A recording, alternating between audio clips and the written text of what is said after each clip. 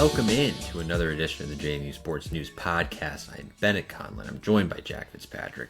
And the Dukes, they won again. Our guy Delvin cooked on the ESPN Plus broadcast. It was a good weekend. It was a great weekend. I mean, a fantastic game. Just ran all over Georgia Southern. Like Wayne Knight, just have yourself a day, tip your cap. Jordan Fuller, I guess he's like used sporadically. I don't know. Hearing some interesting things through the YouTube comments that I guess we may address later on. Rumblings. Some rumblings from our YouTube commenter from last week. Very interesting stuff, but a very dominant and needed win from JMU to open up Sun Belt play against a team that has kind of been, granted, it's always in Statesboro, but is always kind of a thorn in JMU's side in Georgia Southern. I think anytime you can beat a team from the East, especially not Georgia State, it means something. For more than 20 years, SignPro has been proudly serving the Valley, helping local businesses stand out and get noticed. Whether it's vehicle wraps that turn heads on the road, dimensional signs that elevate your storefront, or long-lasting banners with yard signs, we bring quality and experience to every project. With a reputation built on craftsmanship and trust, we're here to make your message impossible to miss. Visit mysignpros.net and let's showcase your business with confidence. That's mysignpros.net. So I Look think at that analysis. It means something to get conference wins. No, but like I think especially in the East, like regardless of how good Georgia Southern's defense is or is not, that's a big one. App's always a big one. Marshall's a big one. ODU has some value and some meaning to it, especially this year. So yeah, I mean, they did what they were supposed to do against an overmatched team, which is pretty cool. And that's 2 weeks in a row now that they've done it with sort of a limited passing attack, but really good defense, really good running game. And that's kind of what you're looking for. I think they're going to be able to run out that same recipe in at least like 5 of the remaining games. Does it worry you that Alonzo went 11 of 22, 148? I know it's a rainy game. I know he had like 5 drops from his receivers early on. Like, I know it was kind of a weird game, and they ended up having so much success on the ground that it was like you don't really need to put it in Alonzo's hands a lot. Wayne Knight, 153, Jordan Fuller, 137, but Alonzo has a combined just under 200 yards of total offense. Does it concern you that he's not really effective at moving the ball through the air right now? Brother, I've been concerned about the passing game for almost a full calendar year, and I would say 11 for 22 with 4 drops did not get rid of my concerns. I'm still concerned about the passing game. Less so about Alonzo maybe in this game, because I thought his receivers didn't do him a lot of favors, although he does screen pass, man. He's throwing that thing 100 miles an hour at your head, which maybe we work a little bit on taking something off, although Vadley had an interesting comment on To the House where he said maybe because of the rain, sometimes it's easier to just rip it and then you know how the ball is going to come out of your hand as a quarterback. So maybe that's part of it. A couple of them were bad drops, but at the same time, he's done that on some sunny days too, where he throws screens way too hard for dudes. So I'd like them to figure something out with those. Yeah, that would be a nice thing to kind of see them adjust to. It is so head-scratching, though. His play is the most confusing thing I have seen in quite some time. Yeah, you want to dive right there? Do we want to talk running backs a little more? Where do you want to go? Yeah, defense? Let's keep it with what we're known for, which is negativity. Okay. And it's not really fully negative here as I bring out my yellow legal pad, right? Okay. I jotted some notes down because I was trying to make sense of it, because something that I texted you during the game was at what point is the drop problem Alonzo's fault, and at what point is it a wide receiver's fault? Because Nick DeGennaro has never really had a case of the drop skis in his career. This season he has, I'll say, 1.5, right? He has the drop in this game. He had the kind of over-the-shoulder, would have been a miraculous catch. He says he should have caught it. I'll call that half of a drop because I don't think it really was a drop. But this is a guy who, according to himself and stats, did not have a single drop all his entire career. Other guys, Landon Ellis has 2 drops this season. Michael Scott has 1. Jalen Sanchez has 1. And they were really struggling in this game against Georgia Southern. it's wet, it's things of that sort. But then you kind of take a broader view and you look at Cam Ross, who had a serious case of the drop skis a year ago. Now at UVA, doesn't really have a serious case of the drop skis. New quarterback, new system, maybe. Do you have any drops yet? Does Cam Ross have any drops? Does he? I don't know. I'll check. I don't know if he does. But, like, this is a guy. And at UConn, he wasn't really a big dropper, right? No, okay, he was a dropper. He was a dropper. I forget what his UConn days were. But, like, I'll double check, but I think I think he's had some drop skis. Okay, well, then this may completely blow a hole in my take. But not really take. It's just kind of an interesting thing where Alonso sometimes has. He's still kind of a drop skis. Okay, well then never mind. It's not as bad. It's not been as bad, but he already has 2. He had 6 his last year at UConn, which is pretty impressive, and then he had 8 at JMU. So Cam Ross has like hands of drop stone. Skis. Drop skis. But mainly then I'll use Nick DeGennaro kind of as my point with it, and a little bit of Landon Ellis. It's just interesting that these guys who don't really have drop issues then come.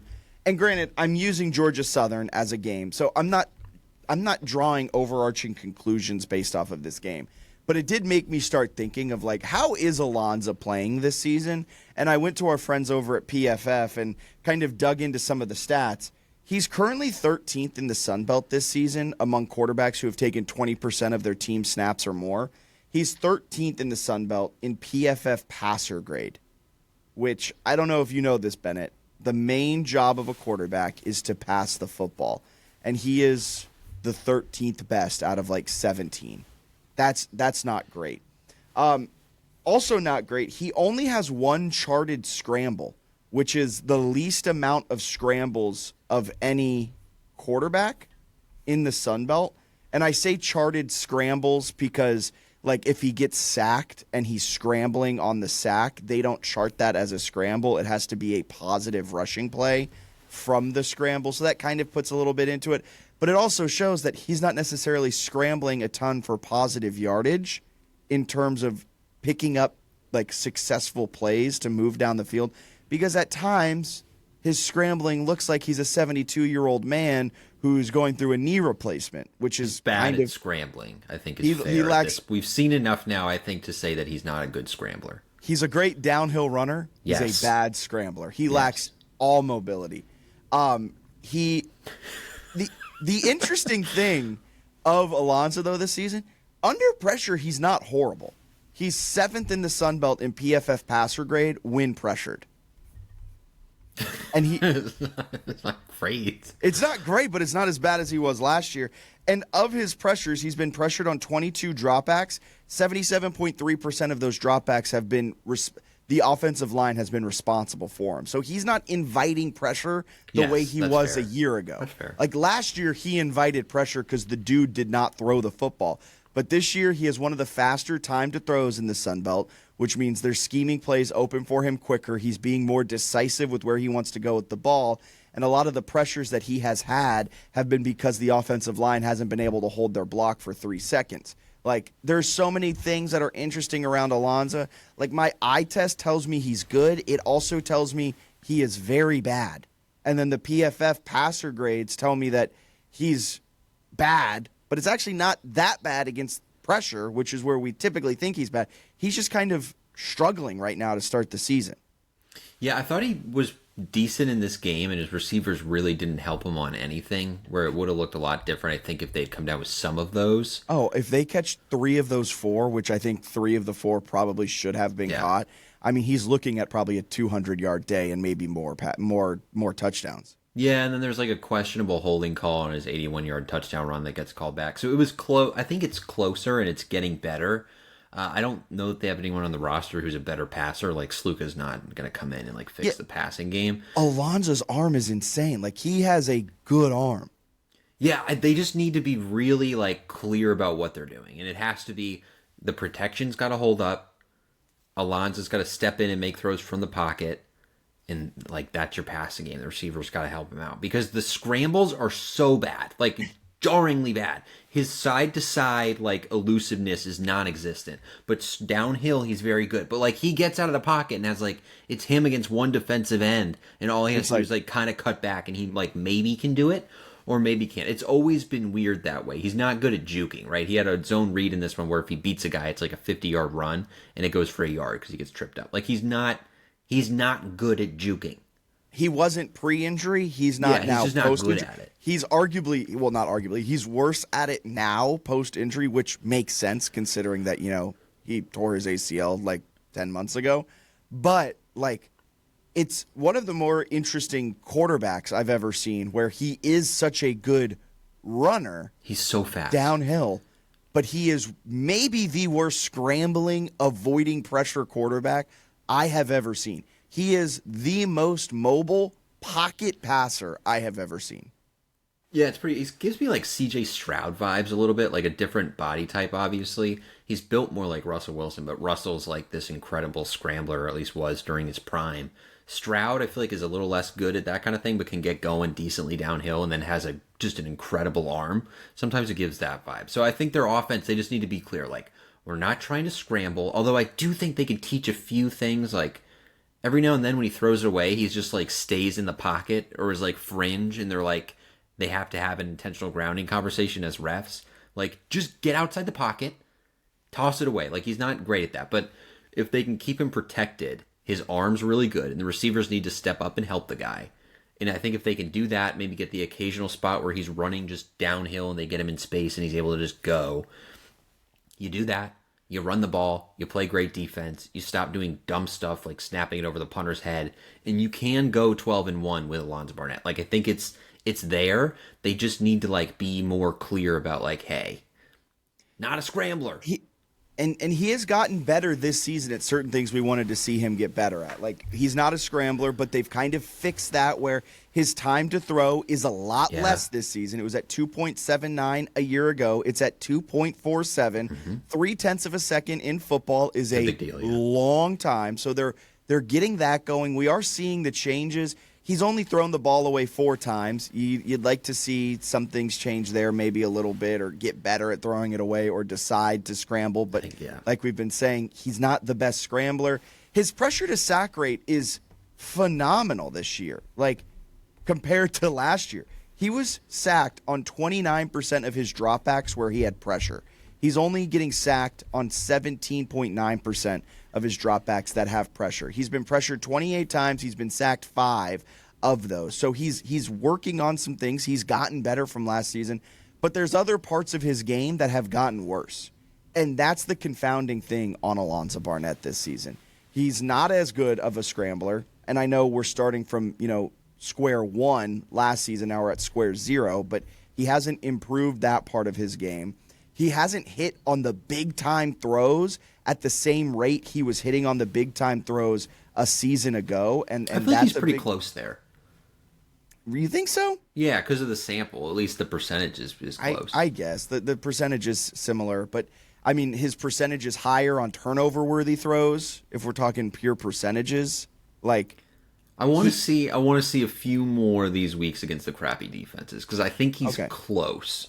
I think he's close too, and I'm just being like overly negative. I think he's a good quarterback. There are red flags in his game. They got to figure it out too. Like you're going to need him at some point. It's very worrisome that he has thrown over 200 yards once in his last 9 starts. Yeah, it's just they haven't gotten anything going in the passing game. They're not throwing it a lot, which they don't need to. But I think that's what it comes down to, right? Is like you don't need to for a lot of these games, but like ODU and Texas State are looming, man. And ODU really, really good with Colton Joseph. Their running game's fun. Monarchs are pretty good defensively, underrated. Very good. So like you're gonna need all of your offense. You can't expect to just like have Wayne Knight go for 150 against ODU. You're gonna need to be able to pass the ball. You're gonna have to play a really complete game. Texas State, defensively they're fine, but offensively they're electric. So again, that's one you like. Your defense is great, but Texas State is kind of a different test. You're gonna need to be able to do things offensively to match them at times on the road. So if they want to go 12-1, if they want to win a Sun Belt title, if they want to still be in the college football playoff mix, like it's been really good the last few weeks. But there is just the fact that, like, hey, the forward pass part of the game's not going great. And they need to improve. They're close, but they need to get over that hump a little bit in the coming weeks, or it's going to be an issue. going back to November 16th at Old Dominion, that win, Alonzo Barnett has thrown for over 200 yards just twice, at App State and last week at Liberty. He has not thrown for over 200 yards at home since the Georgia State game on November 9th of last season, where he threw for 241. They gotta step up the passing game for sure. Yeah, that's a big thing. But like you said, they may not need to too much this week against Georgia State. And that's the other frustrating thing, right? You play to win the game. Like, the end of the day, your goal is to what? Win a football game. And hey, if we don't have to put the ball in the air, why the frick are we going to do it?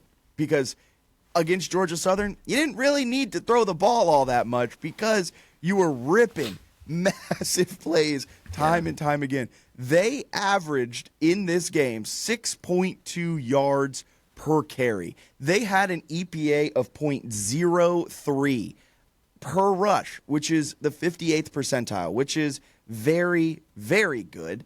And then, overall their EPA per play .09, but you didn't need to put the ball through the air all that much because you were running it at such an electric pace. Yeah, I mean, they're really good. Wayne Knight goes for over 150. Fuller was close. I think he had like 137 or something. He was really good. They had the two backs. Obviously, they're without a bunch of guys due to injury, and it didn't really matter. They just leaned on those two for the most part.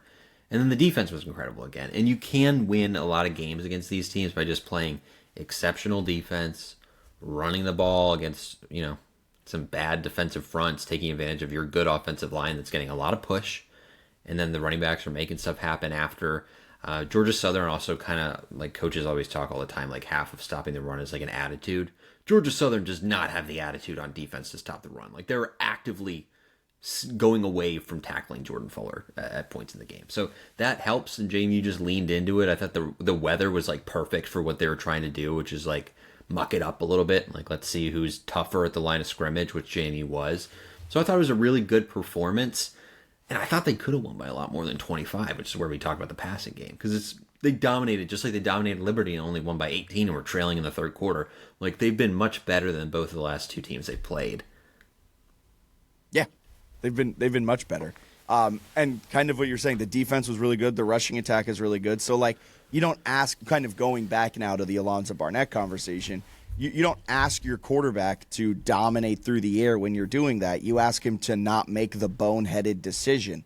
And he didn't make the boneheaded decision, right? Like, this season he has 4 touchdowns. You'd like to see that a little higher, but I'm picking nits.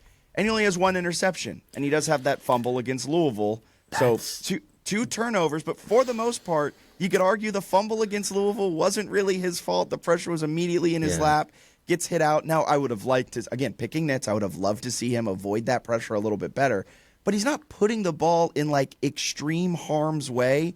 In games against non-college football playoff hopeful teams, he has 1 turnover-worthy play this year. He had 2 against Louisville, which isn't good, in a game where you need him to play, like, buttoned up and near perfection. He didn't. But he didn't throw an interception, but he threw 2 turnover-worthy plays. He had 1 against Weber State, 1 against Liberty, none against Georgia Southern. So when you are a team that's predicated on stopping the other team defensively with one of the best defenses in the G5, and then you're going to run the ball at an insanely efficient clip, you don't need your quarterback to throw for 400 yards. You just need him not to turn the ball over. And in like opponent games, he has done that. Yeah, I mean, I think dating back to last year, it's like 30 touchdown passes and 5 interceptions now. Yes. It's hard to hate that, right? Like, that's pretty darn good touchdown interception ratio. I think what has people talking is, like, his arm is really live and electric, and if they can just tighten up a few things, like, if you do add a dynamic passing attack to this running game and that defense, like, yeah, you can go 12-1. Like, you can go 12-1 with a lot of blowouts too. Like, you could cruise to 12-1 if they can get the passing game going, because he's got the stuff. The receivers have some game. They just got to figure out exactly how to, like, tighten it up just a little bit.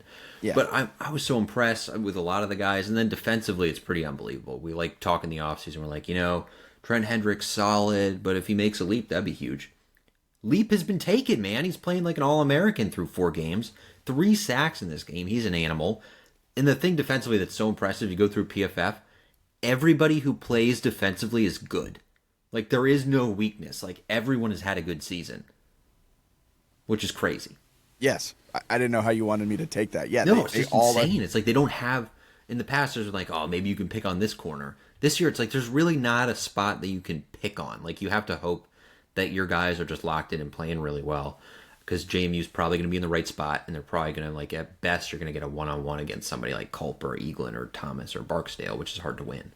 So among the players in the top 10 of PFF defensive grades, 2 of them are and then these are players that have taken 20% of their team snaps or more. 2 of them are JMU players, DJ Barksdale, who has been phenomenal, and Trent Hendrick, who is the second highest rated defender in the Sun Belt behind Jamon Tapp from Southern Miss. Like they are one of, I'm doing quick math so I may mess this up, but it looks like one of 2 teams to have 2 players in the top 10 of PFF defensive grades. Southern Miss is the other. Shout out Charles Huff. I mean, Southern Miss, low-key, whoa. Not bad.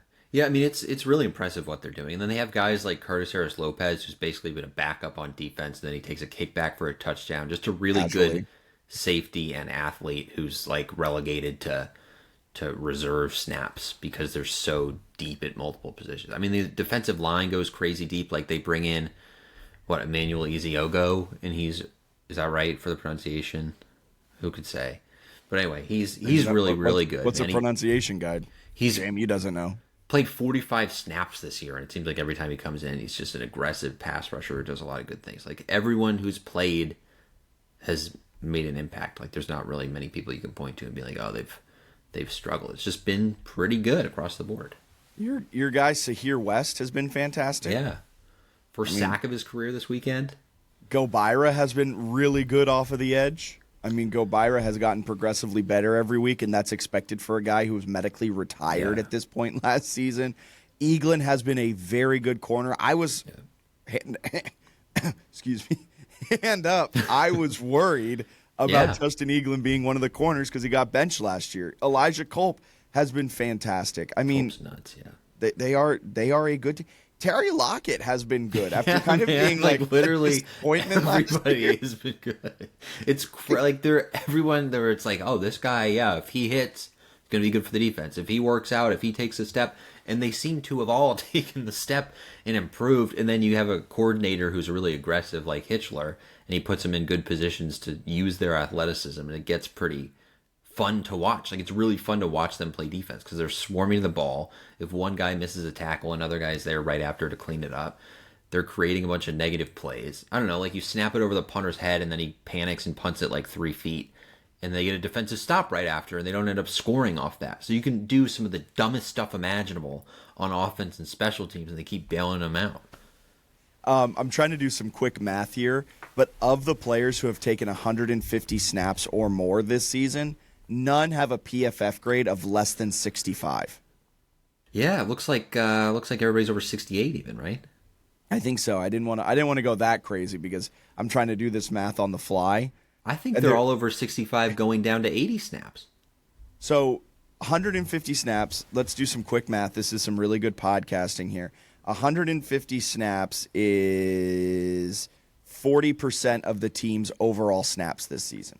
So let's go to last year. You're following my logic here? Yeah, I like that. I'm going to last year. 50% of the snaps played in last year's team. Of that, wow, man. Pretty good grades last year, man. They play good defense every year. Wow.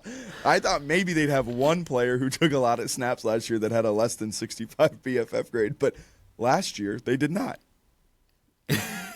Wow, this defense is really good. They've played crazy defense and they've taken even like a leap this year. That's just there's so much green on the PFF page where it's just like if you're in green, you're playing really well, and they're all like everybody who does anything is in green.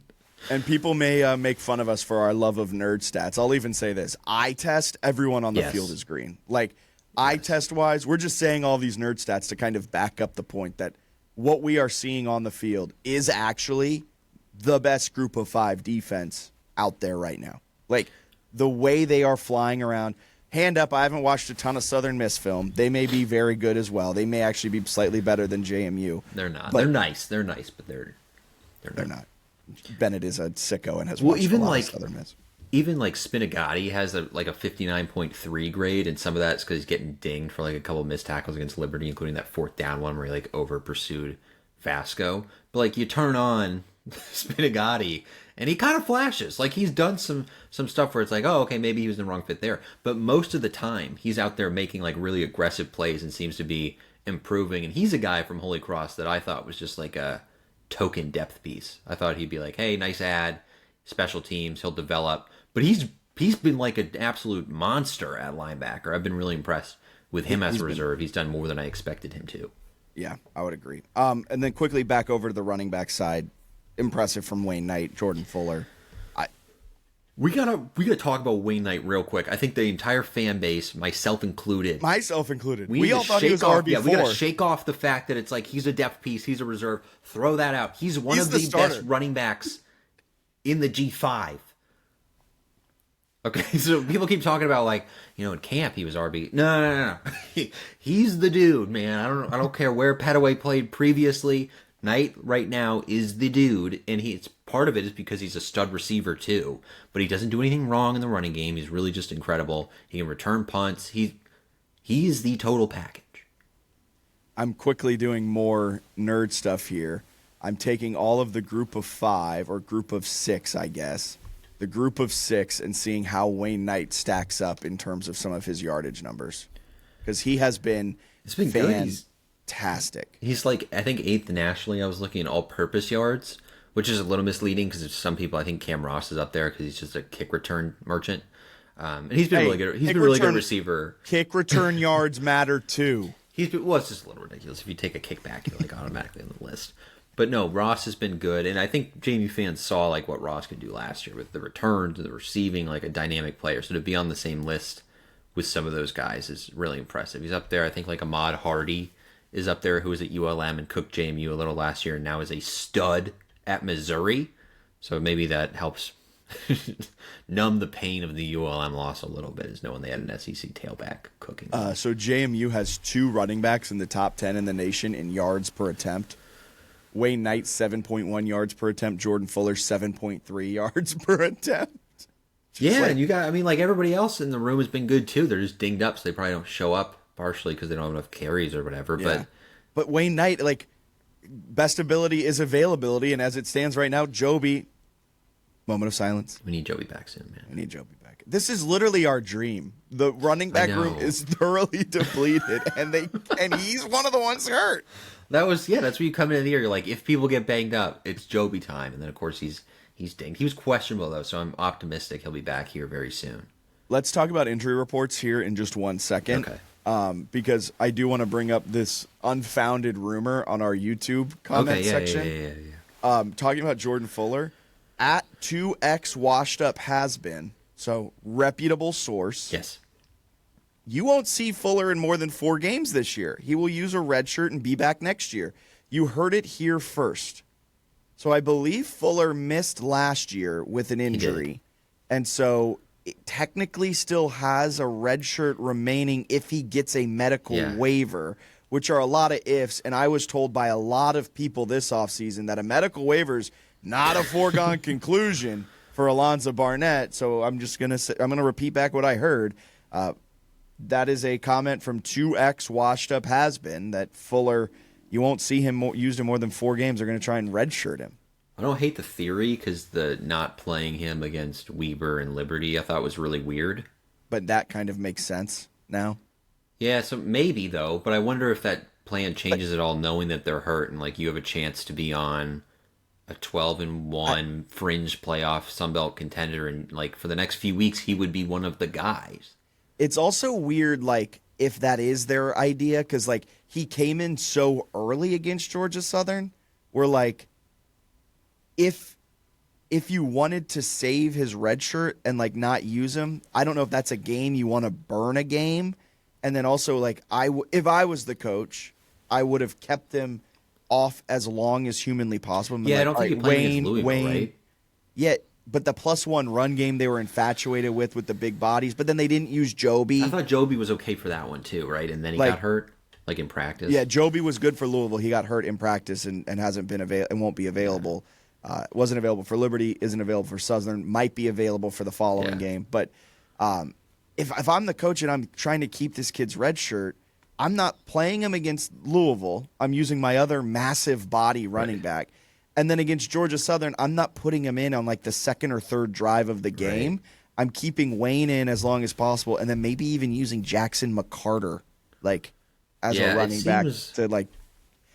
If that was the plan, I don't know if it's gonna work. If it's also, it didn't seem like it would make a lot of sense because of he's how also valuable now like he is. the second best running back right now on the team. Yeah, like he pops off the field when he runs. It's like, oh, he's good. He's gigantic and also fast. Like, he's very Joby-like. Joby also does some of these things where you're like, oh my God, like, you should be able to do that at that size. They're loaded at running back, but it's crazy to watch Fuller get after it. And I guess it makes sense that he's also fast, right? Because he's not just big, he's, like, entirely muscle. So it's not a surprise that, like, he's explosive because he has no body fat. Like, the man looks like a bodybuilder. Exactly, yes. All right, anything else you need to add on Georgia Southern game? No, I thought it was well played. Oh. Injury reports. Yes, injury reports. Tell me your thoughts. They're fake. They're done. Like, what are you talking about?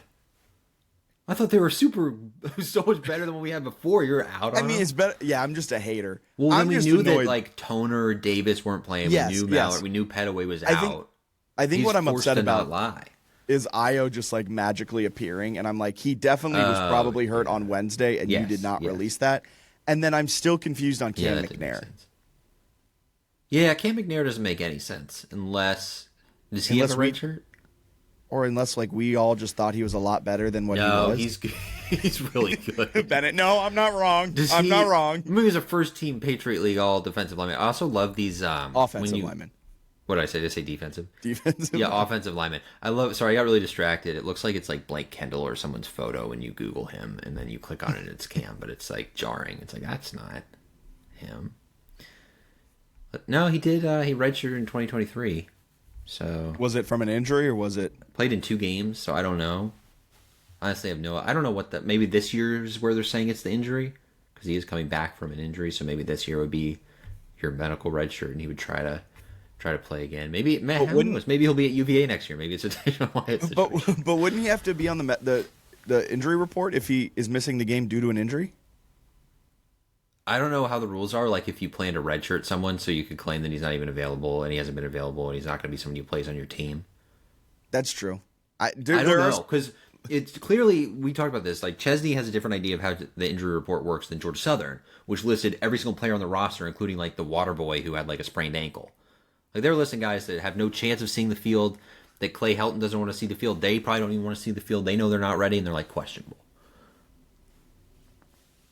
So yeah, you're right. And then meanwhile, Jamie's like, "Here's our 5. Yeah. Here's our 5 guys that actually get playtime. Here's their injury status." Oh, and also Io's hurt now. Yeah, he 100% had to have been hurt Wednesday, right? Like, what are the odds that he gets hurt? That doesn't make sense to me. Unless he like just rolled his ankle badly, which I mean, what are they doing in practice, man? If they're losing Io and Joby in practices, what? It's a good question. Hopefully, we see Joby back sooner rather than later, so that he can get some of these carries. We want him to get carries, bro. Fingers crossed. Io takes his time getting back. Take his time, get back, get ready. George, take your time, man. Take your time.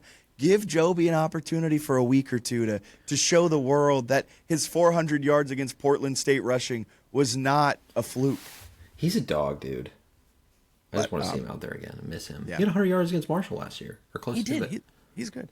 All right, let's get a quick break in here. We'll step aside. We'll be back with some listener questions that will probably paint a broad brush over Georgia State a little bit. We'll preview that game as well later on, so stay with us. Big win, huge play. Don't just remember it, wear the moment. Breaking Team makes shirts that capture the game's biggest highlights right as they happen.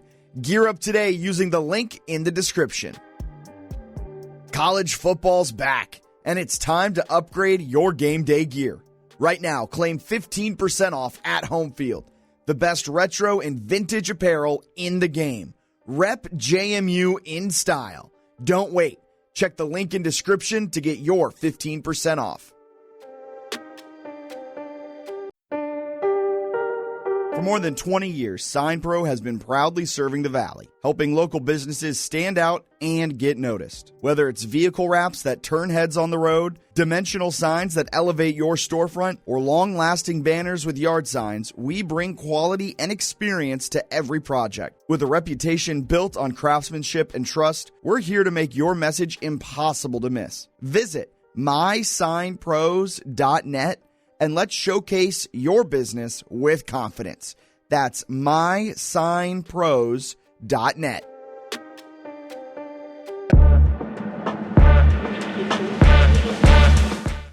Every Monday, go to the house with former JMU quarterback Vad Lee and Hall of Famer Delvin Joyce. It's the weekly JMU football podcast with insider insight you won't find anywhere else from two guys who've worn the jersey.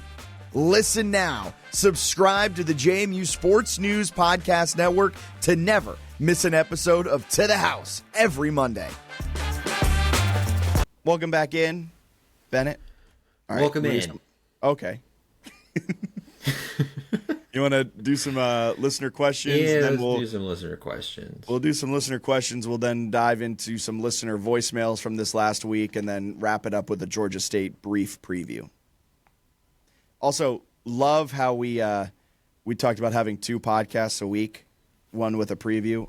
Again, last week, life happened. We couldn't do 2. We still had a really good interview that Bennett did that was spliced into the show. However, Georgia State, just not worth the time. Yeah, we're probably not going to have a guest for that. Louisiana, maybe we get a guest. We'll definitely do ODU and Texas State guests. Yes, 100%. All right. You want to hit me with the first listener question? Yes, this is from Ben Hofer, our good friend. This is a great question, by the way. It's hard to imagine JMU struggling with their Sunbelt Conference games besides ODU, but we know that Chesney and company are prone to losing in weird, inexplicable ways on the road. That was tough last year. Which of those games do you think will be the trappiest trap game that crushes our college football playoff and Sunbelt Championship hopes? I love that thinking. Coastal. That's up there. I think mine's Marshall. Scrappy Marshall that's team. A good one. It's on the road before you play App at home, which I think will get people amped, and after you play Texas State. Yeah, so that's one that I've got my eye on. I like Coastal because you could be in a spot where you're like, all right, all you have to do is win, and you're in the college. Like much like App State a couple of years ago, it's like just win. It like feels very much like just beat the team that you have beaten by a combined 200-20 over the last 3 years. Just go down there and win. And then Jamie would be like, huh? It just like comes out with like 12 straight passes or something. Like 4 of them are picked, and you're like, what's happening? Okay, this is from our other good friend Dom. Has the schedule thus far allowed us to truly evaluate and see how good JMU is? Or have the types of opponents we've played, which seem to be 3 bad teams and 1 P4, still put us in the position of not knowing yet? I think we have a pretty good feeling that it's like a elite level defense, a really good running back room, and then questionable quarterback play. Like, I think that is kind of what this team is, because that's what they've shown in every single game this season. Yeah, I would agree. With that for sure. This is from Will Burns. If you had to give JMU a skill group designation, like running back U, DBU, wide receiver U, which would you give it? Which skill group has been the most dominant in JMU history? All right, so it's actually OLU, but since he said skill group, probably DBU. Yeah, they got some good DBs. Jimmy Moreland went to the league. Rashad Robinson was really solid. Wesley McCormick made the jump to the P4 from the FCS level, going to West Virginia. Raven Green made the league. Jordan Brown was really solid. Trying to think. Even now, Jacob Thomas is really good. Yeah. Elijah Culp is a monster. Justin Eaglin has grown and developed every year at JMU. I think DBU is probably what JMU is. I like that pick. All right, this is from Dookie. How is the D2/C10 lot tailgating scene compared to C12, or at least point me to someone who knows? All right, anyone who knows the answer to that, at mpage_RN. Tweet at him. That's mpage_RN on Twitter/X. Dookie is his name. Let him know the situation in the parking lots. Okay. We're convo guys. I'm a convo guy. From Bilbo. With the return of Io. Bilbo! How do do you think the touches spread out between the running backs when Io gets back? Really would like to see an offense built around an electric playmaker like Wayne Knight, but Chesney's recent history leads me to believe it'll still be by committee. Haven't seen an X factor like this since Juice Smoothie Wells. Oh, I don't hate that. I think Wayne Knight is a difference maker, is an X factor that is kind of one that we have not seen in quite some time. I think touches will start to kind of be concentrated a little bit. Not like extreme concentration levels where it's like 25 carries for Wayne Knight, but like I think you're going to start seeing him separate himself from the pack a little bit more. Yeah, I could see that too. This is from Edward R. Murrow. From the grave? Yeah, this guy loves to question us. He makes us think sometimes. With JMU's early FBS schedule pretty much set in stone, and with ranked teams not scheduling JMU, and with Sunbelt, JMU never plays a ranked top 25 team. I don't know why those are in quotes. How does Duke's Nation ever expect JMU to make the college football playoff field, 12-team field, especially the Sunbelt champion, never getting an invite? Well, never holding a lot of weight after 1 year.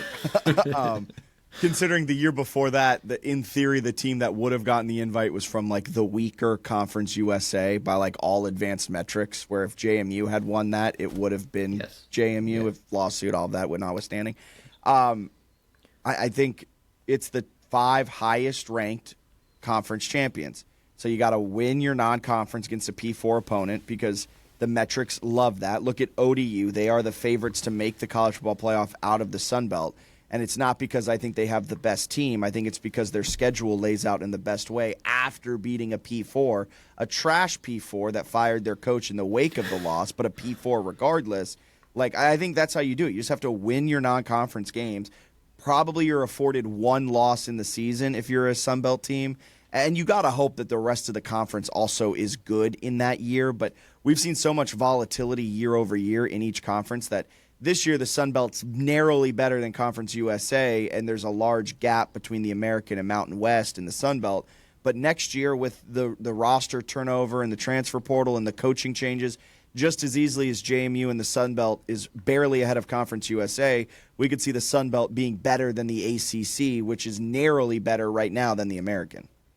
I like that. Also push back on some of this where JMU, never plays ranked teams. Louisville's a touchdown favorite against UVA. If they win, they're going to be ranked. Right? So like that, it's how you end the year. It's not like whether you beat them when they're ranked. Like playing Florida and beating them for USF was really cool when it happened. And it's probably going to be a lot less cool when we get to like December 1st. So I think that's an issue. And then the other thing is like, I don't think scheduling or playing a ranked P4 is even like the most advantageous. It's kind of like Memphis when you play garbage Arkansas, beat them by a point at home. It hurts you. Well, it kind of looks good. It looks good, right? Because you have a P4 win. But it's like you didn't play. Like Arkansas's not ranked. They just fired their coach. Like they're gonna be lucky to go 4-8, but it might carry a little weight, I guess. Maybe. Tulane beat Duke at home. Duke is garbage. Like I don't think it's like an issue of like they're not playing enough ranked teams. I think if you get a P4 win, it helps you. Like, regardless of how. Like, no matter how much. But, like, ODU is a favorite to make it out of the Sun Belt because they beat Virginia Tech.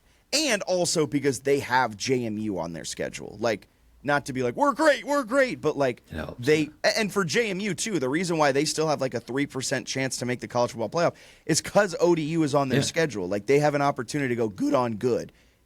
And you schedule these games so far out, you have no freaking clue how good the team is going to be. Yeah, it's not crazy to think they can make the playoff. Even this year, the American could certainly beat itself up. Yes. All right. Last one I'm going to throw to you. We got Mike Ray? Yeah, I was going to throw it to you. I'm going to say we it to you. also get Zach Baker. I see a Zach Baker in here. Oh, okay. I'll do Mike Ray to you. Okay, I'll give you Zach Baker. Because I know you hate, you've been the one, people have gotten mad at you for attendance talk. Why are so many fans throwing shade at other fans for leaving Saturday's game early when it was a blowout and pouring rain? When fan attendance for the duration of the game has gotten better since JMU's jumped to FBS? Yeah, I think I'm done with my days of critiquing the fan base and critiquing attendance. I've done that in the past. People get really mad. You've grown up. I don't know, man. I don't really care anymore, like, how many people are there, how long they stay. It's just, like, such an irrelevant thing to be like, I thought these families should have stayed longer in the rain It's on family weekend in a blowout. Like, I don't really care. I'm excited that they won the game by 25 and looked really good. I get my enjoyment more so from like watching the team and watching the game, and less so of like student section's a little empty like that. I don't really care. Yeah, I agree. I also think it's weird when you are critiquing fans, because I think we used to critique it a little bit, specifically when we were fans and when not fans. We are still fans. When we were students and then kind of growing up, you kind of understand. Also, it's family weekend, the worst crowd of the season. Yeah. No offense to the families, but, But it is. family weekend is much different. They all probably, regardless if it was a close game or a blowout, if it was rainy or if it was Yes. sunny, they have dinner reservations at Leave. 4 p.m. We are leaving at halftime. Yeah, people just leave early. Like, it's one of their things on a list of to-do items that day. It's not like Yes. we got to stay for the whole thing. So I don't think it's a huge deal. But yeah, I mean, I don't know. Like, if I also think sometimes some people who are like crazy about expansion should also take a breath, knowing that like it's not always 25,000 that stay for 4 quarters. So it's not like, I don't know, it's the most urgent thing in the world that it's like, we need more. The demand is unbelievable. Like, kind of. Yeah. So there's my one shot at attendance. But I look, expansion didn't look like it needed expansion on Saturdays. All I'm saying. I'm just saying. Anyway, Zach Baker, what is a realistic rest of season record prediction? I've got mine at 9-3, where we split ODU Texas State and drop another random game because the offense sputters. A 9-3 is a good prediction. I like 9-3. I think anything less than 10-2 is going to be devastating. Yes, I mean 100%. Like, but I can see JMU. Yeah, no, the dropping logic's that's fair logic. like, if you get another ULM game where they're playing the best game of their season and you're just like, then things aren't going to go well for you. I think they split. I think JMU splits ODU Texas State as well. Me personally, I would love to see them win that ODU game just to have that rivalry edge. I think they'll go 1-1 in those, and then I think they'll win out. So I think 10-2 is the spot, and then I think they win the Sun Belt Championship at 11-3. I think they also at 11-2. And well, I think coach is going to leave and then they lose the bowl game. So and then coach will leave. They lose the bowl game, and then they're sitting there at 11-3. You're exactly right. I also think JMU hosts the Sun Belt Championship. I dig that. I think I've convinced myself about 12-1, but I think realistic is sort of that 9-3, 10-2. That's fair. All right. Any other questions we have? I don't think Looks so. like no. All right. I dropped my phone. All right. We're going to take a quick break. Be back on the other side. We've got voicemails coming up. You don't want to miss it. Big win, huge play. Don't just remember it, wear the moment. Breaking Tea makes shirts that capture the game's biggest highlights right as they happen. Gear up today using the link in the description. College football's back, and it's time to upgrade your game day gear. Right now, claim 15% off at Home Field. The best retro and vintage apparel in the game. Rep JMU in style. Don't wait. Check the link in description to get your 15% off.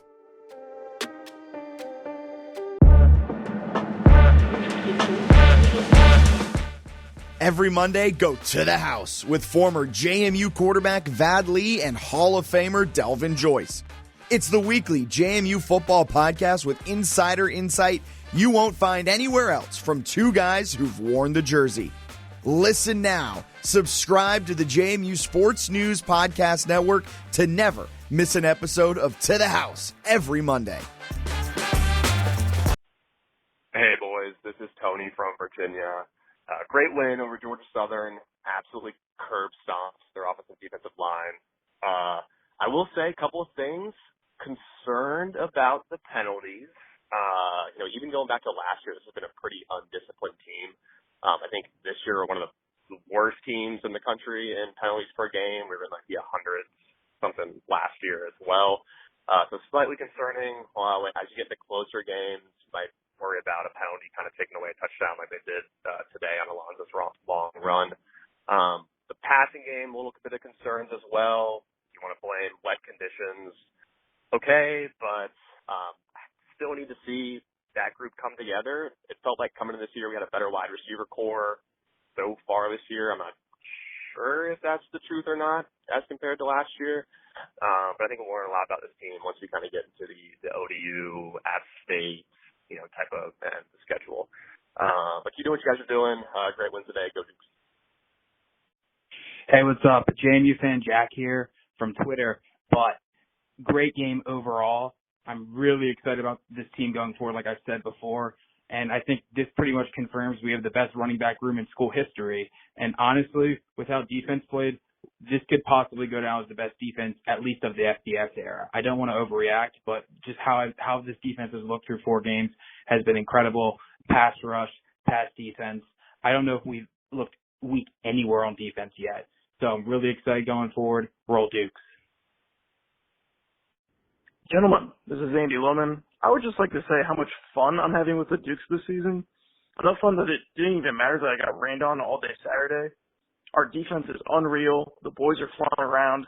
Holding Georgia Southern, a team that won a bunch of FCS titles with the triple option, to 27 rushing yards is insane. We're giving up less than 16 points per game right now, and that's including a road game against an ACC team. I was worried about George Pettaway getting injured, and then Wayne Knight and Jordan Fuller just go off for over 100 yards and a touchdown each.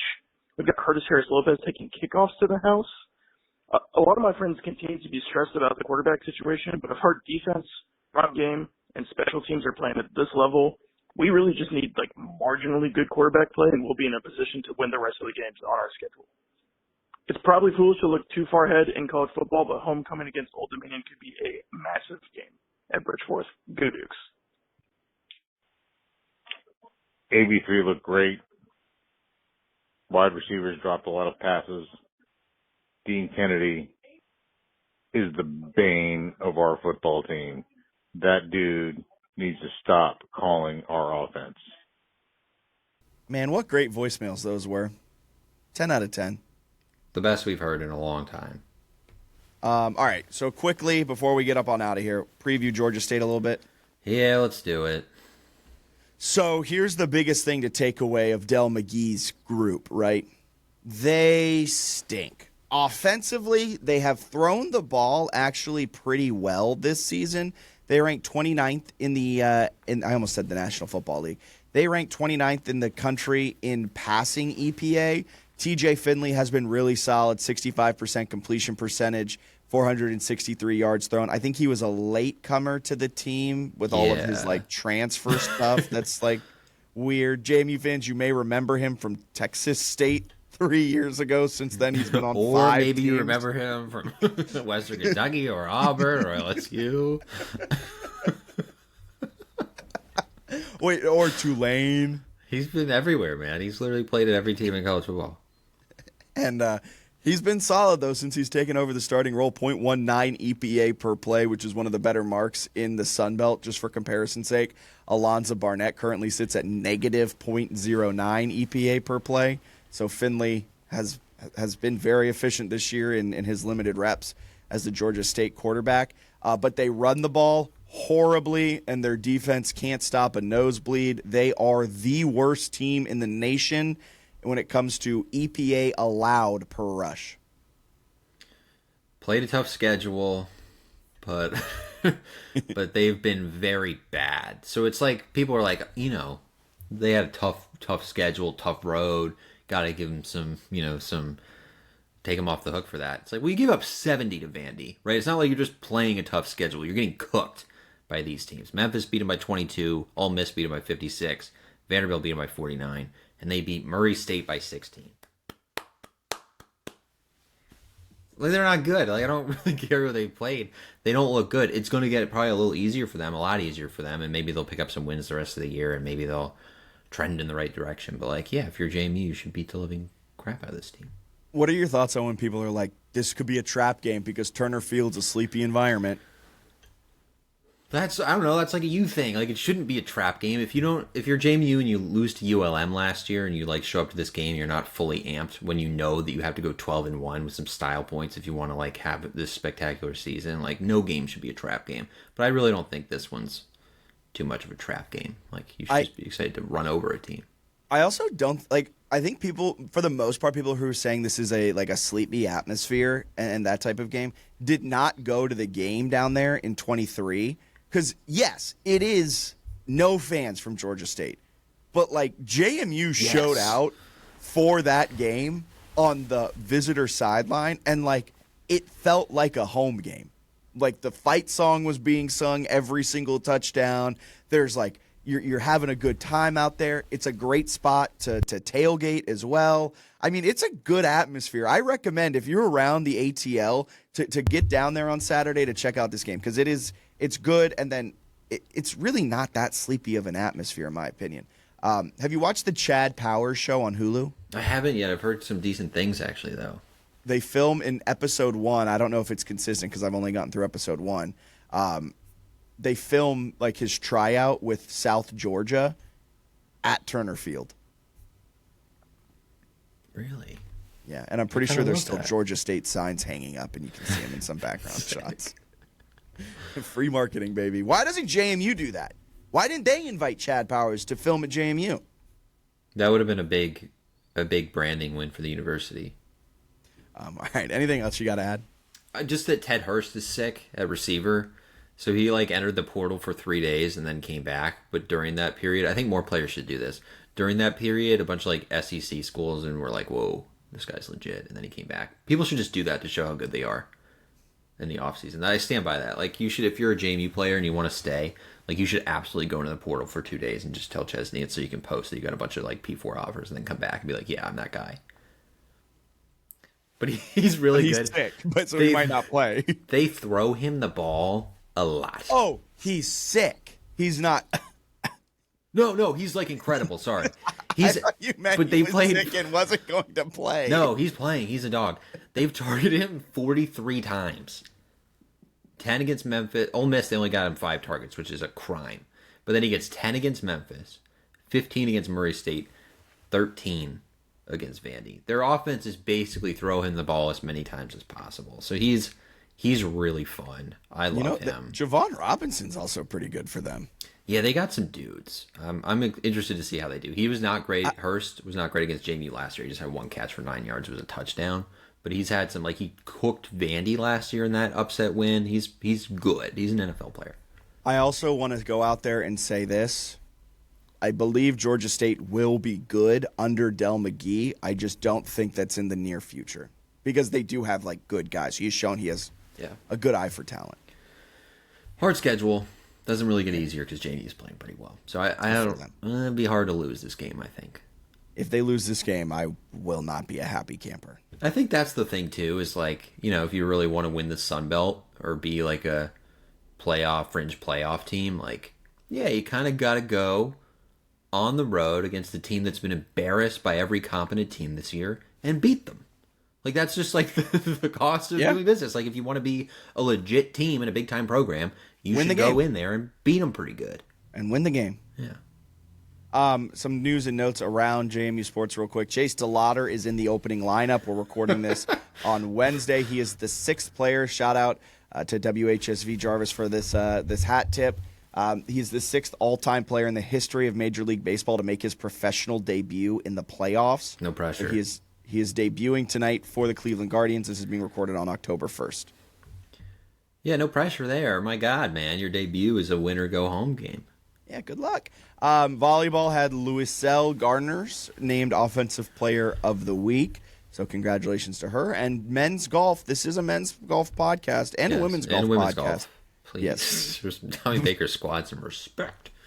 Duke's tie for 3rd at Nemacolin Invitational. Yeah, they might have something, man. 3 straight top 5 finishes. I'm monitoring the situation. This team looks like it could have a little something. And I don't know. Maybe we get ourselves out to a competition this year. Field hockey 7-4. They're coming off of a 5-4 overtime loss to App State. For women's soccer, 5-3-4. All they know how to do is tie, it seems like, coming off of a 0-0 draw against Troy down there in Alabama. The men's soccer team 1-6-1. We don't have to break down how they keep losing, but a tough schedule there for men's soccer.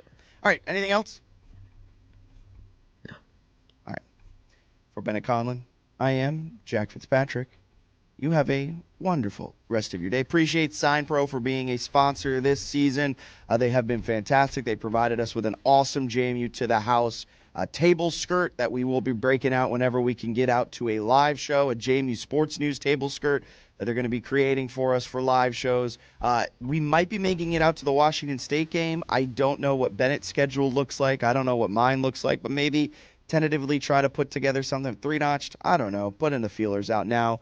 And if you enjoy the JMU Sports News podcast, we would really appreciate it if you bought us a coffee at buymeacoffee.com/JMU Sports News.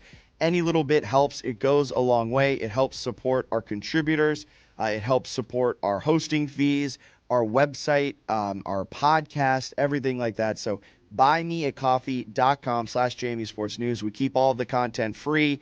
We put a lot of ads on our website through Google Ads, but also buying us a coffee goes a super long way in helping keep JMU Sports News running. All right, for Bennett Conlon, I'm Jack Fitzpatrick. Have a wonderful rest of your day. See ya.